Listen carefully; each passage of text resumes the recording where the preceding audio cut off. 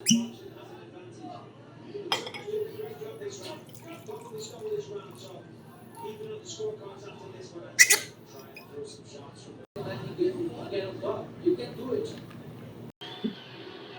we did it. We built the fastest network for the latest time. All right, everybody, welcome to the Whiskey Weigh-In podcast. We're going to be doing things a little bit differently tonight because Shay is on vacation. I'm watching the live fights here on ESPN Plus, UFC Fight Night 155. We have our predictions ready, and we'll see what happens.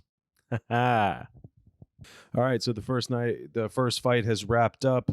Marvin Vettori was able to keep it on the feet, not allowing Cesar Ferreira to really exhibit his strengths, and he comes away with the win. Impressive win for Marvin Vettori. He dominated all 3 rounds, came away with the decision, 30-27. Shay predicted this first one correctly. Good on him. Good on him. Marvin, the Italian Dream Vettori, better than I thought he would be. And we'll see what happens next with this guy. Looked very, very good with his stand-up. Just kept bloody in his face. Tough loss for Cesar. All right, we got this next fight, Carl Roberson versus Wellington Turman.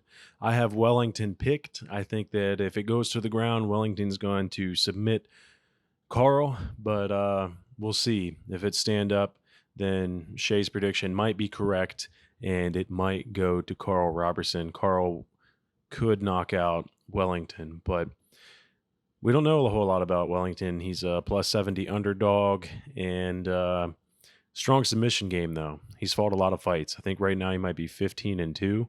So we'll see what happens. 22 years old. Hopefully Wellington wins this one. And I just want to take this opportunity to introduce you to the person watching that fights with me tonight. His name is Albert, and he is right here.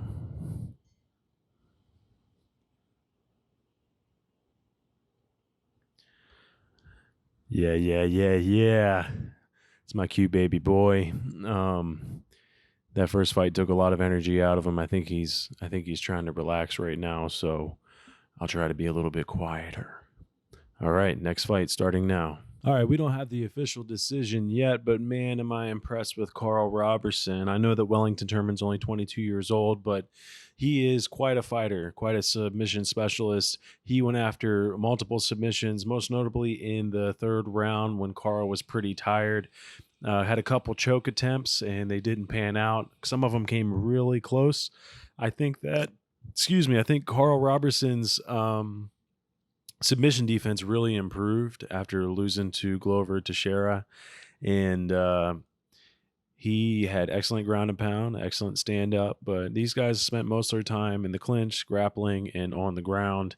We'll see what the judges say. I'm not entirely sure, but I think this fight goes to Carl, but I'll be back in just a minute. All right, so the judges went to split decision on the second fight of this night, and Carl Roberson comes away with a win. So Shay, with his predictions, is now 2-0. In the post-fight interview with Michael Bisping, Carl Roberson said he's 0-2 against Brazilians, and he finally beat one. He finally beat Wellington Turman for the first time. First time fighting Wellington Turman. 22 years old. Wellington... Tough loss for him. Tough loss. The fight could have gone his way. He spent a lot of time doing jiu-jitsu and on his back, but I think that the strike, stand-up, and the ground and pound for Carl is probably what won him the fight.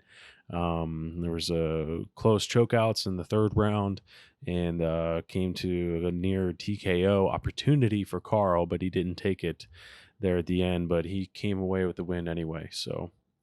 Congratulations to Carl Roberson and to Shay.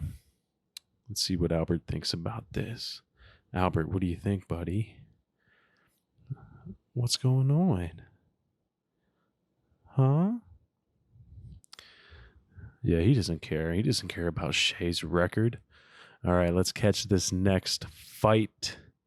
We have Mirsad Bektik and Josh Emmett. So we'll see.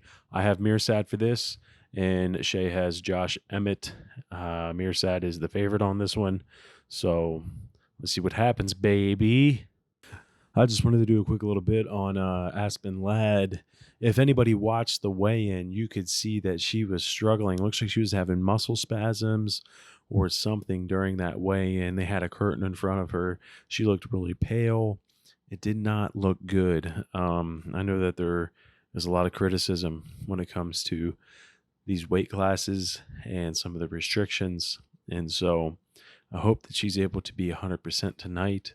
I know that after she came back, she was kind of dismissive about the whole weigh-in controversy experience, whatever you want to call it.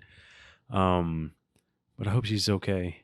I hope she's at 100%. I really, really like her as a fighter, and so we'll see what happens. Wow! What the heck, man? Jeez. Josh Emmett wins with the first round TKO and beats Mirsad Bektic, is actually how you pronounce his name. Mirsad Bektic. But anyways, Josh Emmett, strong left jab to the face and knocks Mirsad down and ends up finishing him. First round. The whole fight was on their feet. I don't think they went to the ground at all, and Josh just dominated. He was the underdog going in, but he won, and I am 0-3.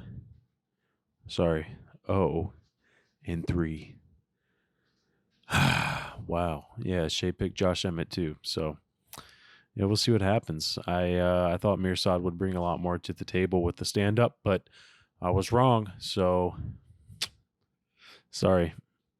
Wow, Josh Emmett in his post-fight interview even announces a place for everybody to go after. That is crazy. So we'll see what happens. He might get fight of the night bonus out of that. On a few separate occasions, though, them being in his hometown of Sacramento, everybody was cheering, Joshua Emmett, Joshua Emmett. And it was pretty insane. So great win for him. Hometown hero right there, representing Team Alpha Male. Hopefully, we'll see if Uriah comes away with the win for them as well. And my apologies to whoever that business is that he called out. It's going to be a crazy night, but at least you're making money. All right, we got the co-main event coming up next. Uriah Faber and Ricky Simone. Hopefully, this will bring me my first W for the night. So far, I am 0-3 on predictions, and I'm thinking that Ricky Simone will win this one. But it could be possible that the great Uriah Faber comes through with the win. Ricky Simone is actually the favorite, so we'll see what happens. They're saying that Ricky Simone is like a younger version of Uriah Faber. And in Ricky's words, he is the better version. So, yeah, I guess we'll see what happens. Yo. Wow! Are you kidding me right now? That is insane. Uriah Faber just gets the TKO victory over Ricky Simone in the first round, maybe not even a minute or two in. Like, that is insane. I really thought Ricky was going to win this fight. He was the minus 350 favorite. Are you joking right now? But Uriah coming out in Sacramento, coming out to the song California Love by Tupac. Everything worked out in his favor. Both men stayed standing the whole time. Excuse me. And Uriah comes away with the win. Quite a dominant performance. Ricky came out very aggressive at the beginning. Uriah, I think, was just very quickly able to read Ricky's stand-up. He was able to read it and then just caught him with an overhand right. Boom. Right in the face. So knocked him down, jumped on top of him, and the ref had to get in the middle. So congratulations to the Hall of Famer, Uriah Faber, and the new daddy of baby Callie of 3 months. Great victory. So the 40-year-old Uriah Faber calls out Henry Cejudo, referencing Henry calling him out, 10 years ago and however recently Henry did. He just got back. Bro. Ricky Simone, yeah, that's quite a big fight. Great victory for you. He's a beast. but it might be a little bit before you get to see Henry. However, Henry, oh, I just can't wait till he gets knocked out. Honestly, cannot wait. All right, next fight, Jermaine. The main event of the night. It is Jermaine de Randamie versus Aspen Ladd. So this is the last fight. We'll see how it goes. I am rooting for Aspen Ladd, but Shay and I both think that Jermaine de Randamie is going to win. It was actually a scary thing, as I mentioned earlier, or maybe I didn't. I don't know if the audio was on. Aspen had some muscle spasms, and she had some problems going on in weigh-ins. Looked like this weight cut maybe took a lot out of her. I know that her last fight was just this past May, and that's not a lot of time to prepare for a fight, given the typical timelines that we see. So we'll see what happens. Aspen, I hope to God you win. You're such a sweetheart. You guys need to read about her out of Pioneer, California. Wonderful, wonderful girl. But Jermaine's cool too. So great main event coming up. We'll see what happens.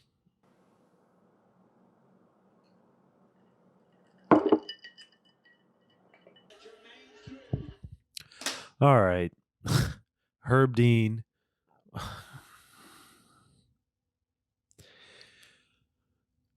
I don't know. Controversial early stoppage. Jermaine de Randamie throws an overhand right, knocks Aspen Ladd down on the ground. Then Randamie lands another one to the face where Aspen isn't quite defending herself yet. But before she even lands the second strike, Herb Dean jumps in the middle and Aspen turns around and looks up at him like, why? Why are you calling it already?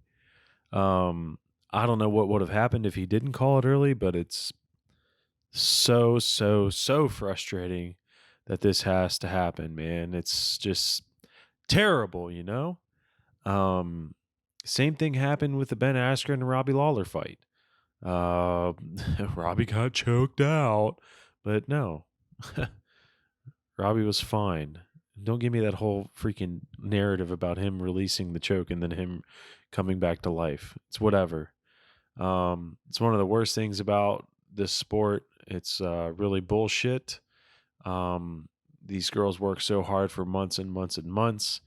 Jermaine de Randamie is a beast, but Aspen still had a lot of fight in her. Very upset with the end of this card, but congrats to Jermaine de Randamie. She'll probably have a title fight after this. She's ranked number 1. She just beat Aspen at number 4. Aspen, her first loss. That's a tough one. That's a real tough one. But thanks for watching. Thanks for watching the Whiskey Weigh-In and the UFC Fight Night 155 recap. Yeah.